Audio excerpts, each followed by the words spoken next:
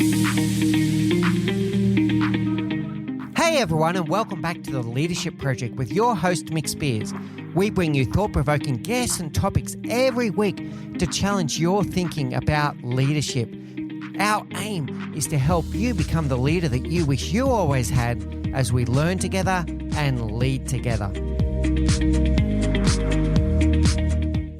Hey everyone, and welcome back to the Leadership Project. I've got a real special treat for you today. I'm greatly honoured today to be joined by Dr. Brian Glibkowski, and he's the founder and the keynote speaker and researcher and author of a book called Answer Intelligence, Raise Your AQ. So we talk a lot about IQ, we talk a lot about EQ. Today we're going to talk about AQ and discover what this is all about. And I'm really intrigued. I've been doing my own research into it leading into today's interview. And you know that we pride ourselves here to challenge the status quo and to find new things that people are not necessarily talking about or thinking about. And Brian has put considerable work into this research. And for me, it's really intriguing. So without any further ado, Brian, please tell us a little bit about your rich background and what ultimately led you down this path to wanting to put so much research into answer intelligence. Thank you, Mick, for the introduction and having me. Appreciate it. Yeah, so I'll start with just a brief background on me, and then I'll let you sort of have me expand upon that, so I'll keep it brief. So my background's in and out of academia. As a management professor, I did research on questions, published that in academia, and one thing hit me that we know a lot about questions. 6WH questions, open and closed questions, coaching and sales methodologies are based on questions. So I wanted to understand the answer side of the equation. So I conducted research with the top golf instructors in the world about how they provide answers and developed this framework that I call answer intelligence. That's 6 answer types that maps to questions. So it's a framework of answers, but it's also inclusive of questions. Yeah, very good. And we're going to unpack all of those 6 answer types in the first place. Was there a particular moment in time where you went, hey, we're doing all of this work around asking better questions? And I have to say, on this very show, we talk to leaders about asking better questions being one of a leader's superpowers. But you decided, well, there needs to be a counterbalance to that. Was there a particular moment in time that you went, I'm going to go deeper into this?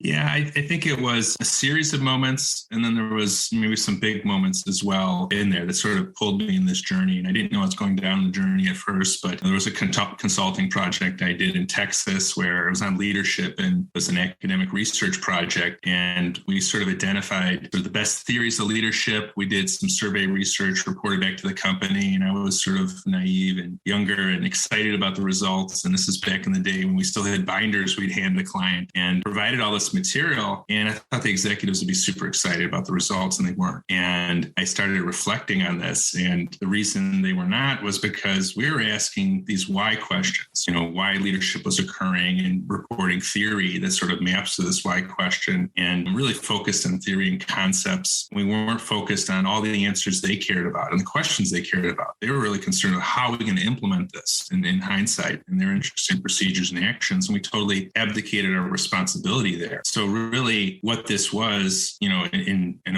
question terms, was helping to ask all the right questions, but also provide the right answers. And at the most fundamental level with AQ, it's not a favoring of questions over answers. It's realizing that questions and answers are, 2 sides of the same coin. If you want to ask better questions, you have to know what answers you're looking for. And it was sort of this journey of self-awareness about what knowledge is, and it's asking and answering questions and sort of being able to do it in a more thoughtful, intentional way, and sort of had that lesson repeated, again and again. And the second point I'll say is sort of thinking about consulting projects I did. And basically I was hired because they had questions they didn't know the answers to. Why is there turnover in our company? Or what is our problem? They didn't even know exactly what was going on. Was this a leadership problem? Was this an employee engagement problem? And essentially, it's my ability to provide answers to them they hired me for. That was what they wanted. And I think you can flip that to coaching, where individuals, want answers, and maybe you have them self-reflect and find their own answers. But at the end of the day, at the heart of all this is the framework of questions and answers and trying to navigate that. Those are 2 touchstones along the way. There's two things I want to unpack there, Brian. And the first one is close to the last thing you said. And I think this might help us then set the scene for the rest of this conversation. And you're talking about coaching, and we encourage leaders to develop coaching skills. We encourage them to ask better questions, to ask expansive questions, and to expand people's minds around a reflective state. That's one of the things that we encourage leaders to do. And what I'm hearing you say here is, yes, the question and answer paradigm, if you like, it doesn't matter who the answer is coming from. If you've got a structure of answer types, it's going to improve the conversation. Am I hearing that right?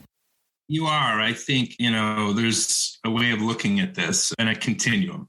One anchor point, you have the coach that asks all the questions. The other anchor is the coach provides all the answers, which is probably absurd. And I don't think anyone agrees with that. Then there's something in the middle that's balanced, where the coach and the coachee are sort of equal in the questions and answers. And sort of my default is that it's the balance is sort of where we start with this. And the idea is, and I think what you're saying, if I understand correctly, the main point is it's about effective conversations. And the goal is to move the conversations forward. And if a coach can provide an answer, like one of our answers might be a metaphor, and that helps catapult the conversation forward, then that relates to growth that might be healthy. So let me pause there. And I'm not sure if I've fully connected to your point.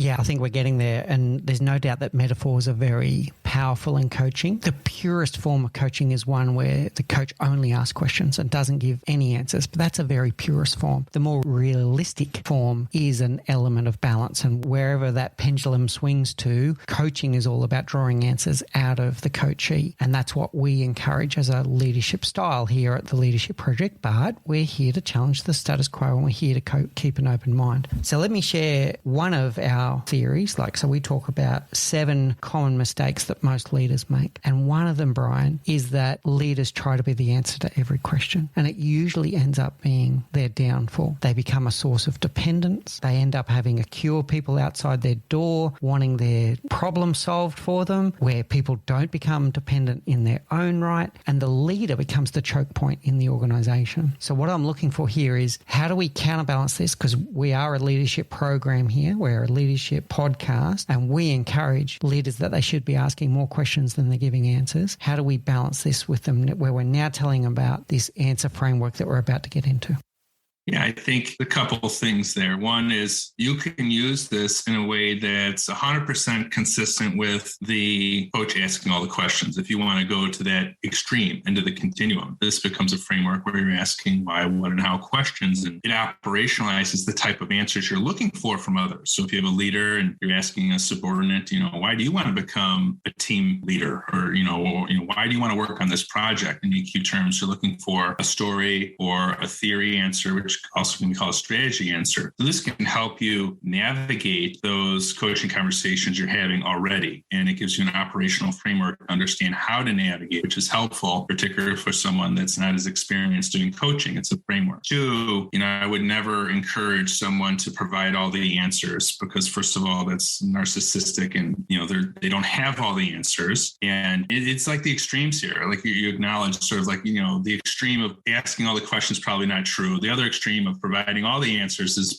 not true. So it's narcissistic to say I have all the answers. And if you don't provide oxygen for others to be part of the conversation, then you create dependency. And so the way I would think about this would be that someone can provide answers, but providing the context within which you're stimulating further questions and answers from the other party. Because a conversation is both parties going back and forth, and I would say in a balanced manner, questions and answers. And as a leader, if I'm just providing the answers, that's a monologue. That's not a conversation. So as a leader, it's about, again, sort of direction and growth. If I'm providing answers, is it stimulating the other party to a higher level? And I'll just give you sort of one anecdotal personal example. You think of distinctions between like coaching and mentoring, and, I'm not going to go into that. But this person I was working with was my PhD advisor. And I can remember many times I would be struggling and I would go to this person with a question, how do I do this analysis?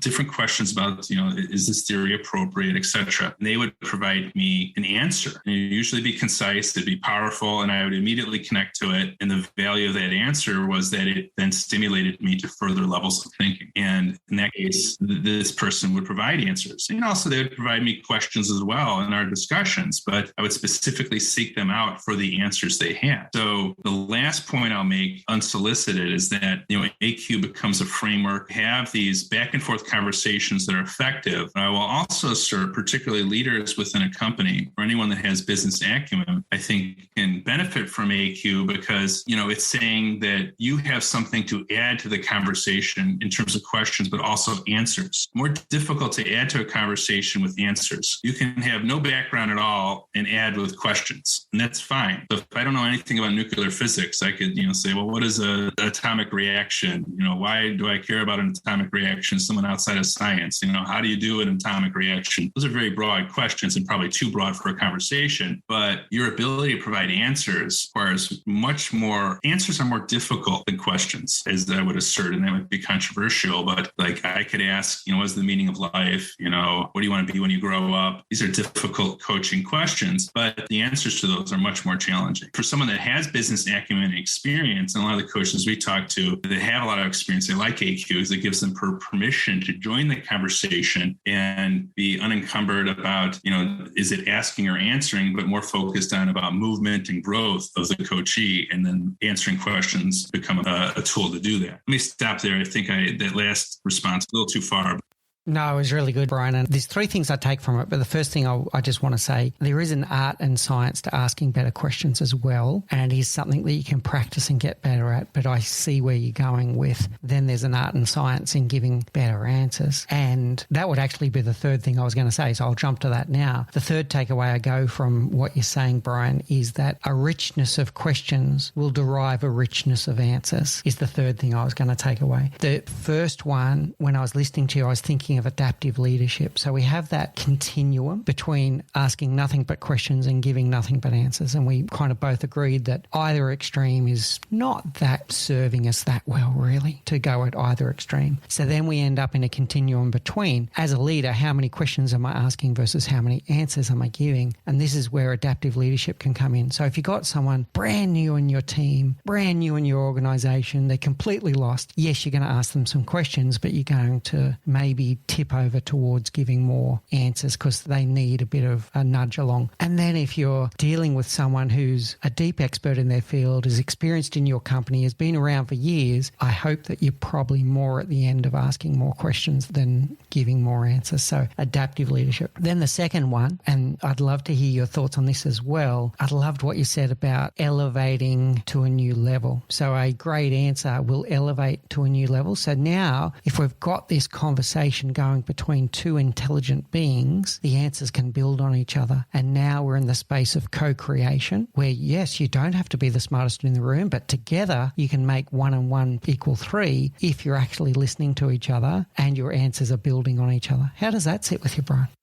Yeah, that all sits very well. You want to talk about the co-creation, the elevating to a new level in co-creation. Before I do, just a quick commentary on adaptive leadership. I would say I agree with what you're saying. If someone's less experienced, maybe more directive, more experience, more questioning. With that being said, every situation is subtle and there's room for both, and I don't think you would disagree with this, but in terms of, for example, a very experienced leader, if I can point out a metaphor that relates to a completely different context, right, and bring something in, like it could be in the pharmaceutical industry, and I bring a metaphor of something that's happening in the airline industry. And I'm doing that to stimulate them to change the way they're looking at the world. If I provide that answer, you can do that even for a senior person. But I think, the answers are going to vary depending on the adaptive leadership, a junior or senior person. There's more room for a lot of different answers going to be functional for a junior person, but a senior person, the answers have to be sharper, right? They know a lot of these answers. So you really need to add value and be very precise with the answers you're providing. So in a way, coaching to a senior person with answers requires much more skill if you're going to provide answers, perhaps. Although certain answers lend themselves, to something easy anyone can do, like metaphors, I think, to some extent, they're broader, but procedures and actions in someone's world that's very skilled,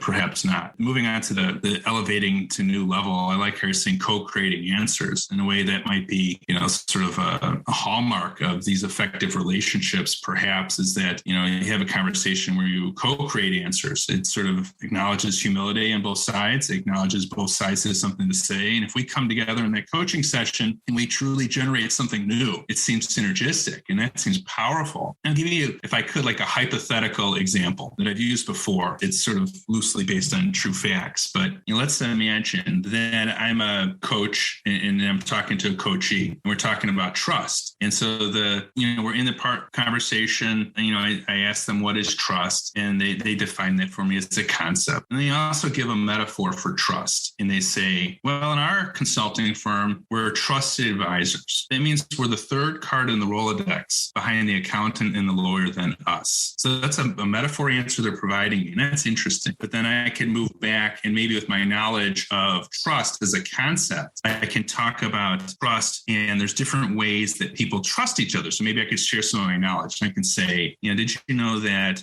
trust relates to ability? We trust people that have ability. Trust also relates to general principles. For example, if someone's honest, then we can trust someone. And then I can sort of connect the dots and say, by the way, the conversation you just told me, and trust is related to, principles, and, trustworthiness is a principle. Another principle of trust in certain circles is fiduciary duty, the duty to others before yourself. And I can go back to the metaphor and say, did you realize that metaphor you just gave about the third card in the Rolodex, the accountant and the lawyer, those have fiduciary duty. And then you as a consultant don't have fiduciary duty, but you can graft off of those that are in front of you that have fiduciary duty. You're implying that our level of trust with the clients is going to reach the level of fiduciary duty. And I could talk about what fiduciary duty is. And in that brief little sequence and exchange, it's subtle. But what I'm doing is bringing answers of concepts to their metaphor to help them further understand what that metaphor is. And that's an example of how it could unfold in real time in a coaching situation. It happened to bring this full circle. This happened to me. And in a sense, it was part of a natural conversation, not a coaching conversation. And the reality was that metaphor about fiduciary duty I had used for years, but I never really fully understood the depth of the metaphor until it was pointed out to me through this conversation with someone else. So that, I think, is a window into the exchange, the conversation, and also this idea of co-creation. We've created something new in that conversation that I benefited from. Let me pause there and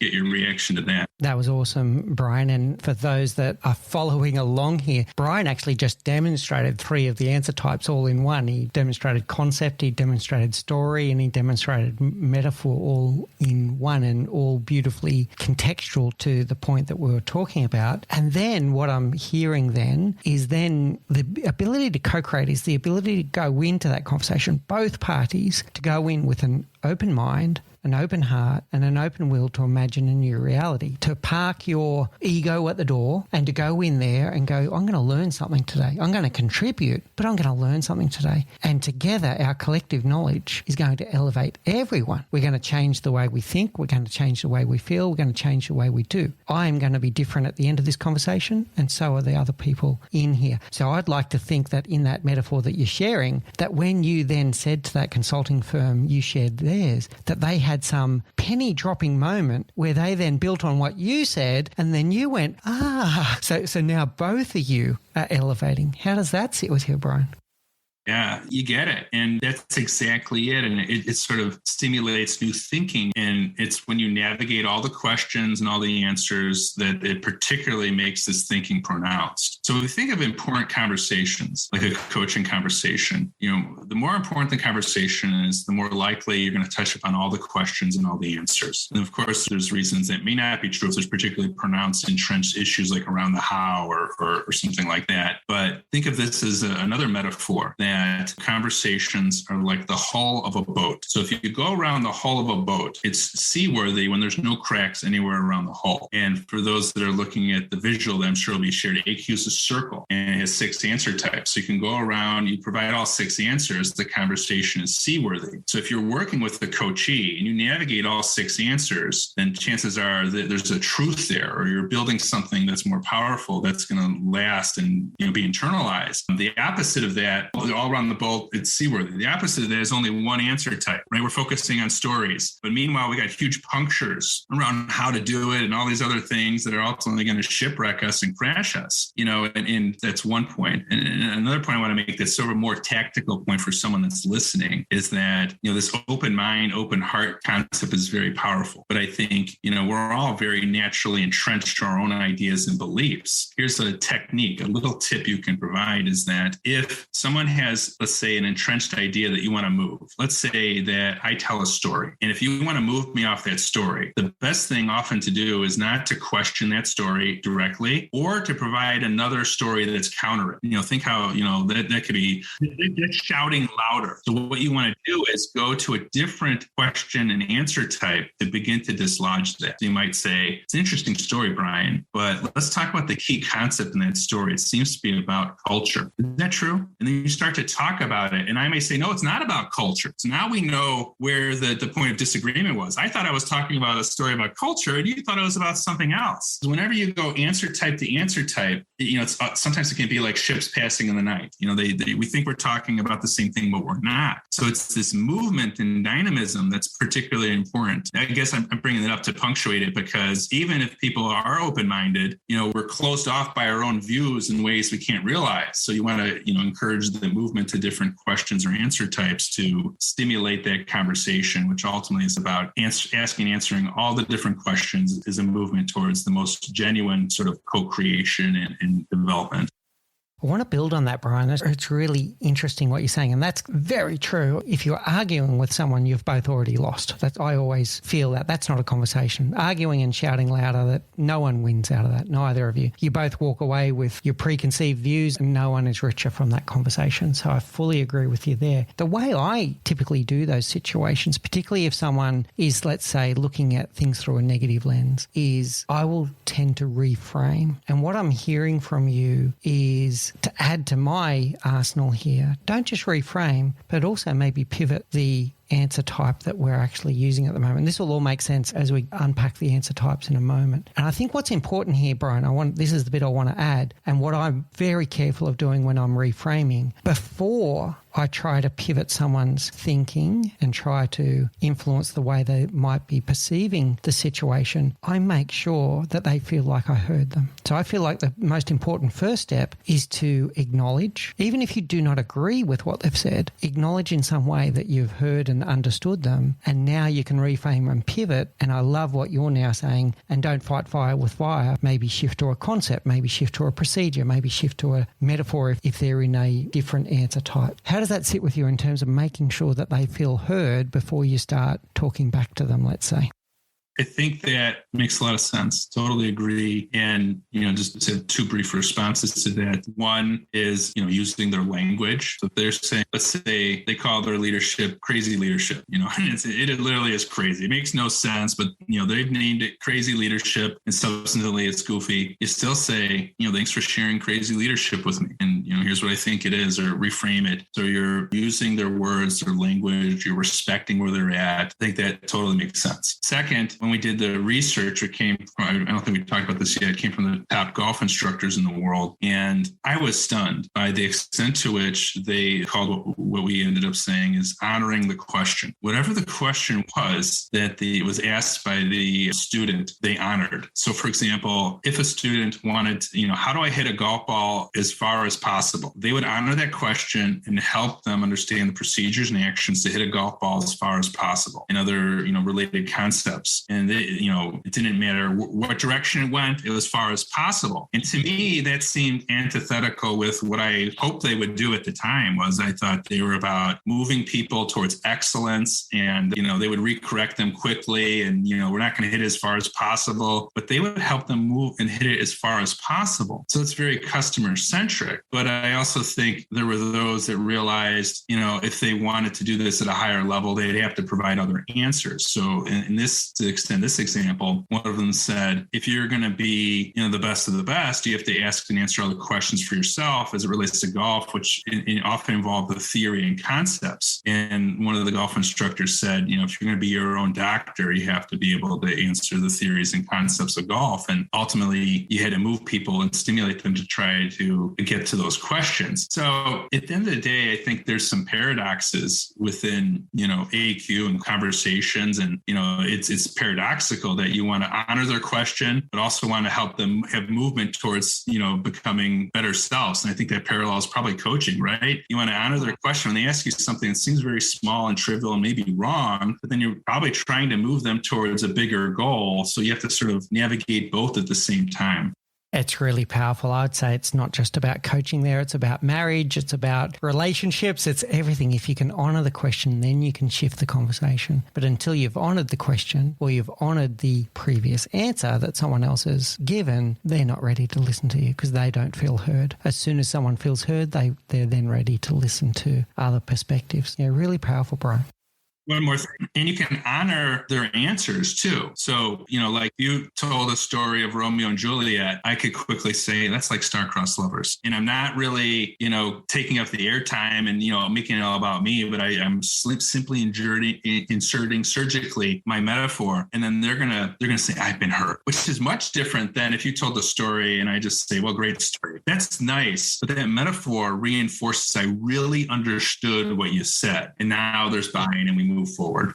This is one of my least favorite questions that I ever hear leaders say. So does everyone understand that? How are they going to answer that? Yes. They're just going to answer yes. And whether they understand it or not, right? So you need using metaphors, and it really is. It's part of active listening rather than deep listening at this point, but active listening and paraphrasing back and showing what you took away from what they just said. Then they feel heard. Yeah, really powerful, bro.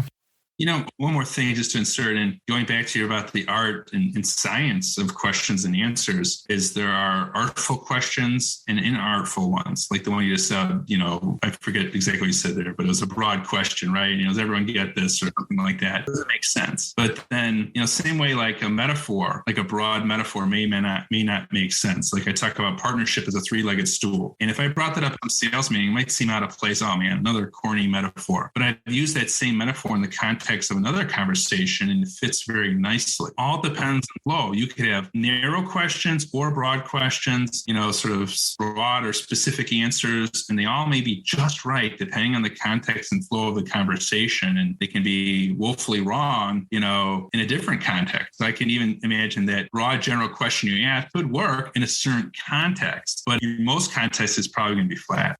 I would say one of the key words there is the word relatable. It's got to be relatable to the people that you're talking to, and it's got to be relatable to the current situation. Otherwise, people are going to go, what on earth was that about? What on earth was that about? Or here we go again, like you said. Here's another cliche. Really good point. Now, I promised there was two things that I wanted to reflect on in your first intro. I want to unpack this.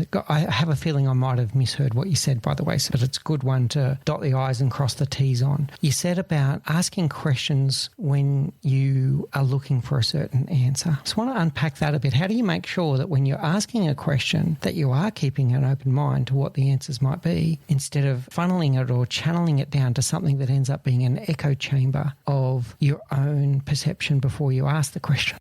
Yeah, I think there are two elements to AQ. There's the basic categories. There are why, what, and how questions. There are 6 answer types: story, metaphor, theory, concept, procedure, and action. These are categories. And then separate from that is how I fill in those categories. And I may have my preconceived notions of the definition of leadership, or stories that are consistent with leadership. So I think first you separate those. And what this is saying at a basic level is, if you're coaching someone and, they're becoming an emerging leader, it's, the question might be, why do you want to be that leader? What is leadership for you? How are you going to be that leader? And these basic questions, and each of those questions are mapping to different answer types. So the why question, I'm expecting a story answer and a theory/strategy answer, as we call it. The how question, is very different. So it allows me to operationalize what is an appropriate answer. And if someone is giving me a how answer when I'm asking for for like a procedure of how they're going to lead, when we're asking why they want to lead, it's diagnostic. They either didn't understand my question or they didn't want to answer it. And there's also other ways to ask a question without making it an interrogative.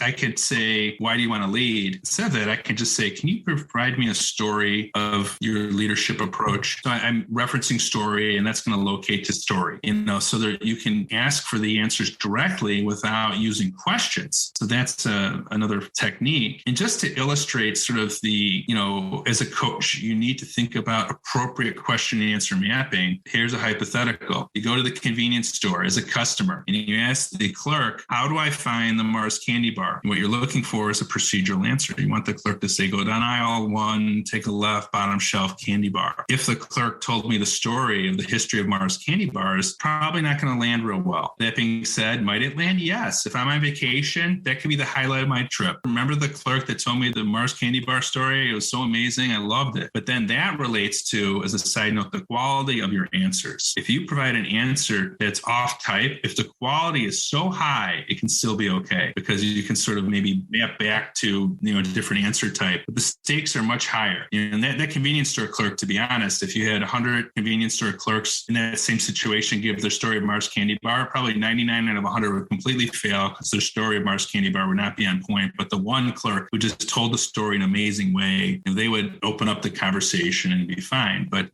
that's how you do it. You understand question answer mapping, and the structure of the answers you're looking for help guide you, and it could be neutral, bias free.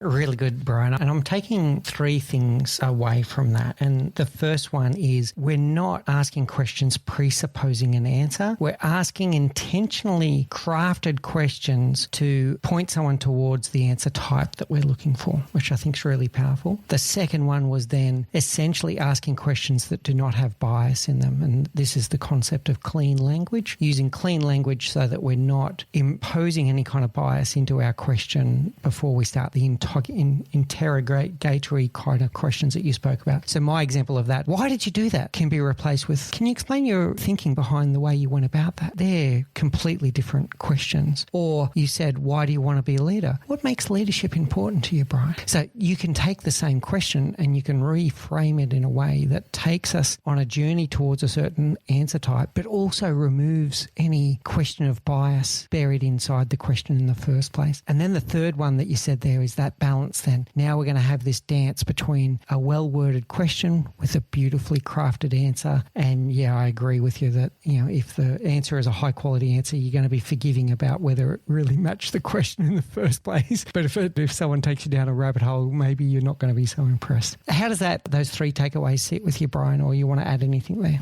Yeah, those make a lot of sense. Yeah, I think unbiased framework for questions and answers. I like your point about clean language. I just want to dwell on that for a second. There's an issue with communication is that questions and answers, particularly problematic on the question side, is that there's a difference between natural language and what I call technical language. So a young child, a 4-year-old child will ask how.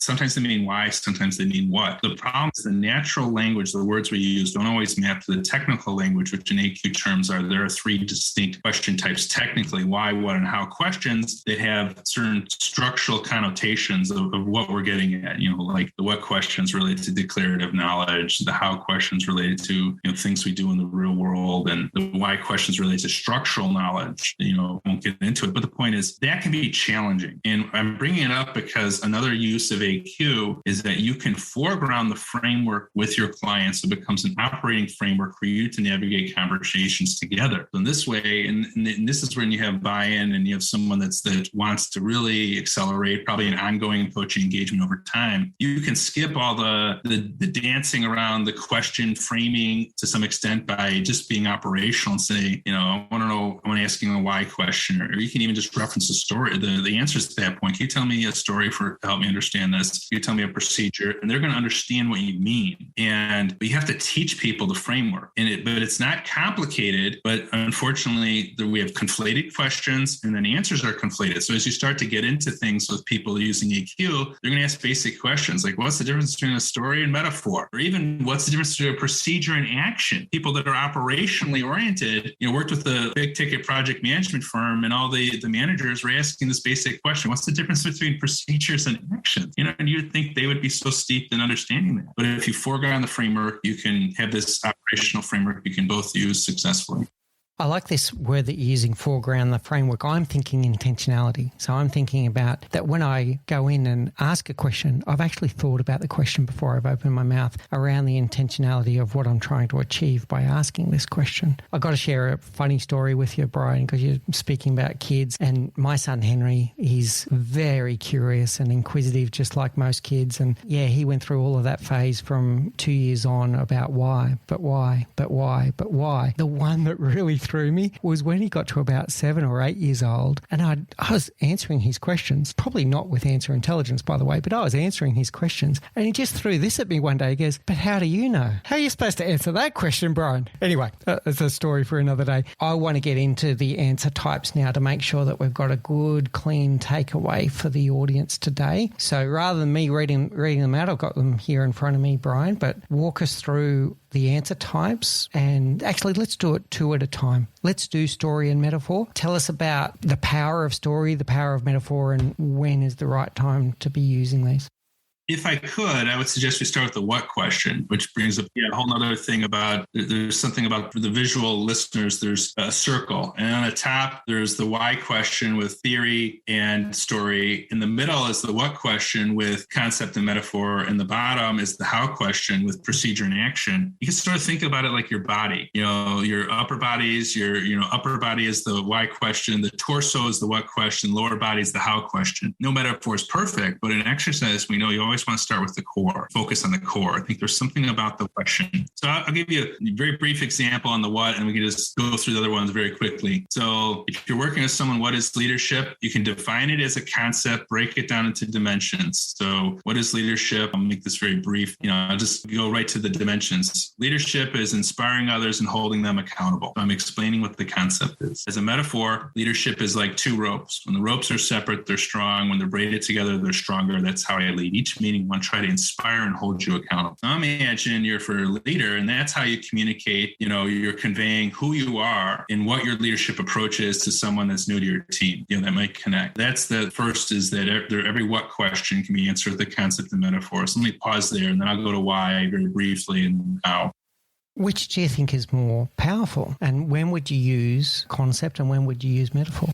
Yeah, I think they appeal to, sort of metaphorically speaking, different sides of the brain. I know brain lateralization is sort of a debunked scientifically, but metaphorically we think of like the logical side of the brain and the emotional side of the brain. So if you had to answer just one answer, maybe if someone's very logical, you provide the concept. Someone's, more big picture, maybe the metaphor. If you're going to provide 2 answers for emphasis, then the order could vary. If you go logical first, if I explain the concept first, what am I doing? I'm setting up the listening for the metaphor, right? And then, but if I go metaphor first, it has potentially more dramatic effect, because when I say the metaphor of the 2 ropes, you're making connections in your head what it is. Then when I go to concept and I reveal that's what it is, then boom. So it's potentially a higher risk, I think, to go, from the right side to the left. But, so there's pros and cons to each.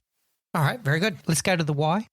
So the why question, and here I'm just going to be very, very succinct. The why question is, so let me ask someone, or the person sitting across from me, if I'm the new leader, is asking, why are you leading me? It could be an implicit question, right? Their arms are sort of, tight to their body and they're questioning us implicitly, or it could be explicit. And to answer the why am I leading you question, I could provide a story. So that's where I'm going to unpack, in this case, if it's completely coherent, the story about holding people accountable and inspiring others, right? And you do it in that form. And then I can also talk about the theory, which is the cause and effect logic. So I could say inspiring others and holding them accountable leads to certain outcomes. It leads to high performance, right? It leads to satisfaction of people I work with. So I could have a story where the moral of the story, the theme is inspiring others and holding them accountable leads to satisfaction of those I'm working for. Because I think we can all imagine situations where, if done improperly, of course, people like to be inspired, but not always held accountable. If I I can convey in a convincing way that doing both is the key to your satisfaction, then that's compelling. So that's sort of what I need to convey in both the story and this theory, and to help you understand why it's important to do something. So let me pause there. Yeah, I'm going to go on a little diversion here, Brian, because there's something I am picking up in your work that I want to share with the audience, share with you and get your feedback, but share with the audience as well. I am one of those people that tends to do a lot of storytelling, and you can say it's been drummed into me, been through so many different kind of programs about being an effective communicator. We do presentation skills programs where we're told that storytelling is the most powerful type of presentation. But then I see some leaders stand on the stage and they use a story that is not in context, is not relatable. They're using a story because they've been told that storytelling is the most powerful way to communicate. And what I'm hearing from you, and we haven't been through all 6 yet, is that there is a moment in time for storytelling, but sometimes you may be better using one of the other answer types, even in a formal presentation. How does that sit with you, Brian?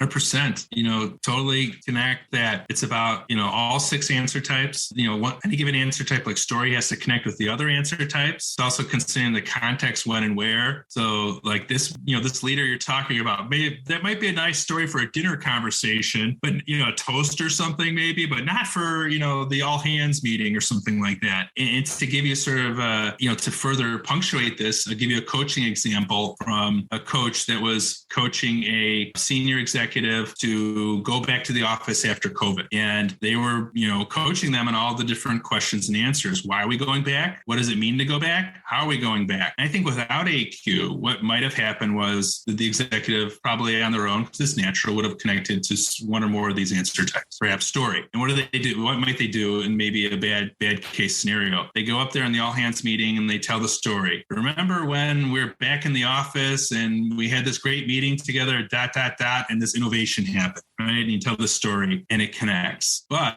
if that leader does not connect to the how question, because there's going to be implicit or explicit questions in the audience, so they're going to ask, well, how are we going back? If that question is not addressed with a procedure, which is steps, basically month 1, we're doing this, month 2, we're doing this, month 3, we're doing this, high level, doesn't have to be detailed. If it's not covered at a high level, what are the people in the audience going to say? They're going to say, nice story, but they haven't really thought through how this is going to work. So the credibility of the story goes down. So this is where all the answers are interconnected. It has to be put into, context. That's really powerful, Brian. And come back to what was the purpose of your presentation in the first place? And most presentations are designed to get people to think, do and feel something different at the end of the presentation compared to what they did at the start. And if you didn't include some procedure action in there, they won't know what to do. If you didn't include some theory and concept in there or some storytelling or some metaphor, you might lose them along the way. So there's an element of blending there towards what was the outcome that you're actually trying to achieve. And it can't be walking away going, oh, that was a great story. Now what do we do? Right. You can get these false outcomes, particularly when you lean into emotions. Wow, I was stirred by that story. And then, what was the point of it? Well, I'm not really sure, and then it fades and, it's a feel good in the moment, but it's not connected to any of the other answers. So it ultimately doesn't really serve a bigger purpose. I was talking to some friends about this the other day, and we're talking about the comedian Jimmy Carr, and the reflection was that he is an amazing comedian, but the reflection was that people always remember going to his shows and remembering how they feel and they had a great laugh and all that kind of stuff, but can never remember any of his jokes 24 hours later. There's something in that, right?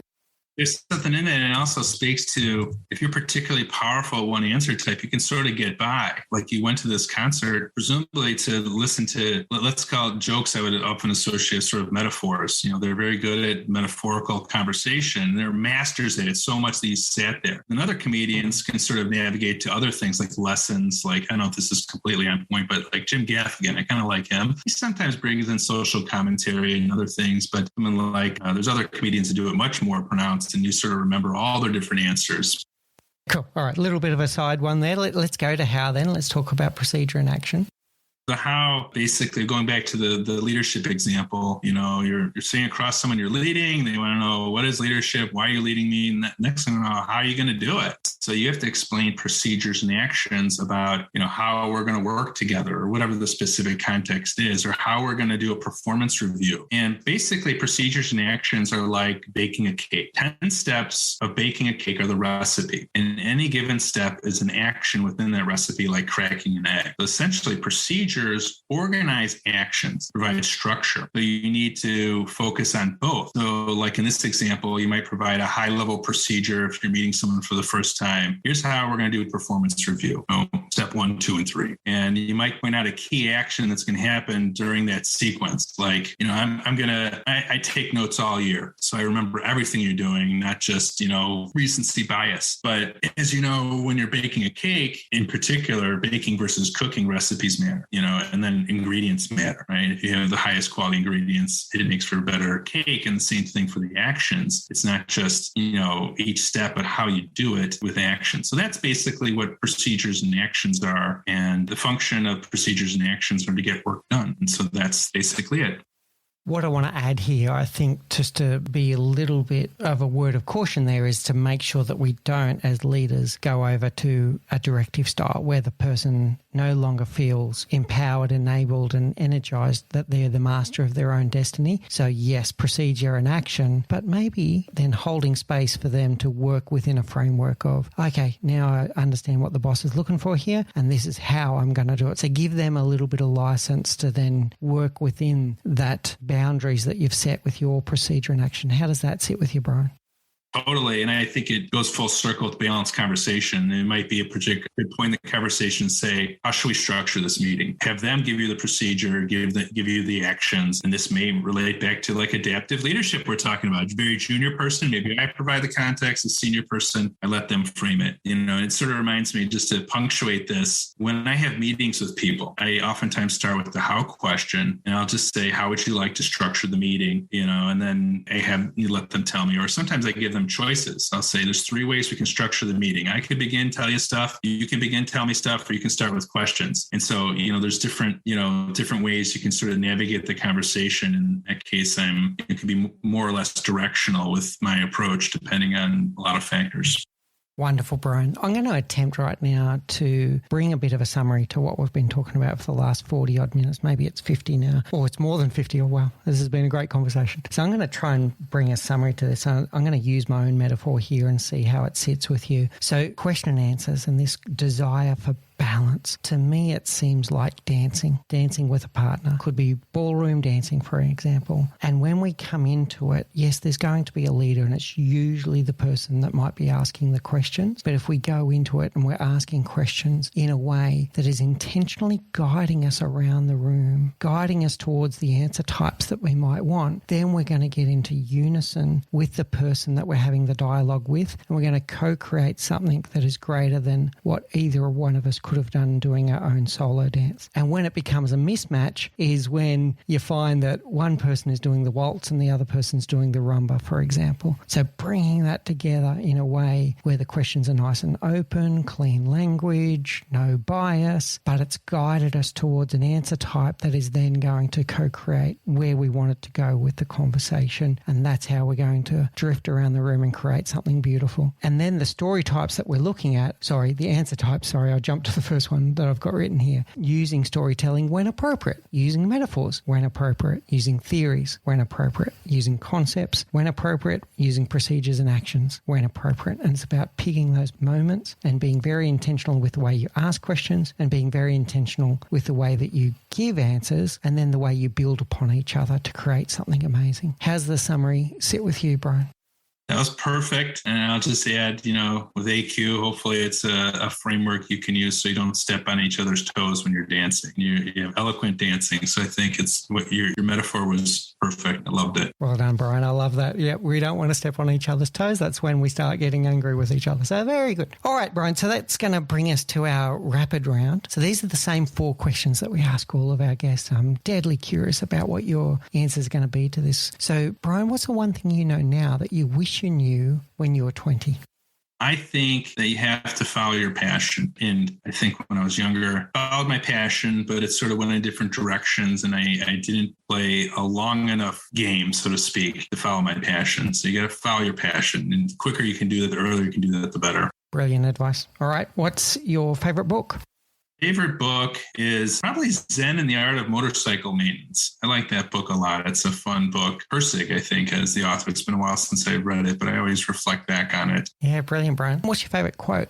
Favorite quote? Let's see. My gosh, I use quotes all the time. I'm trying to think of my favorite quotes. Someone, once said this, which is a quote, but it's also a metaphor in AQ terms, and something can be more than one answer type. The quote is, leadership is like gardening. You can water and fertilize the plants, but they don't always grow. I always thought that was a nice quote for emerging leaders to realize that those that really want to develop people, but it's not always going to work out, and that's okay. And that's part of understanding what leadership is and allows them to persist in the face of challenges. So I'm not sure the author of that. I think it's an unknown author, but I love that quote.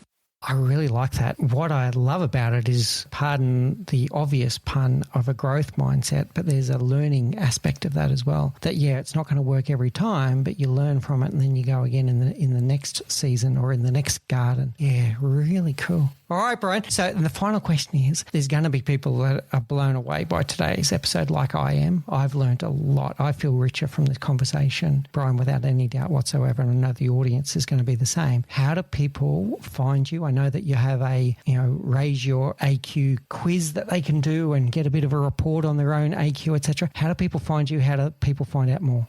Yeah, you can go to raiseyouraq.com. There's under products, there's a free Explore AQ test that I think is prominently on the website. You can take that. It's a 5-minute test. You get a PDF report. You can find me on LinkedIn. So that's how you can find me. I look forward to connecting with anyone interested. All right. Thank you so much, Dr. Brian Glibkowski. Such a pleasure to have you on the show today. Thank you so much for your time and for your wisdom and insights. Thank you, Mick. It's been a pleasure, and you're a great interviewer. So I do a lot of these podcasts, and this was a very particularly excellent podcast. So I just want to thank you for the experience. Thank you for listening to The Leadership Project at mixbeers.com. A huge call out to Faris Sadek for his video editing of all of our video content, and to all of the team at TLP. Joanne Goes On, Gerald Calabo, and my amazing wife, Say Spears. I could not do this show without you. Don't forget to subscribe to the Leadership Project YouTube channel, where we bring you interesting videos each and every week. And you can follow us on social, particularly on LinkedIn, Facebook, and Instagram. Now, in the meantime, please do take care, look out for each other, and join us on this journey as we learn together and lead together.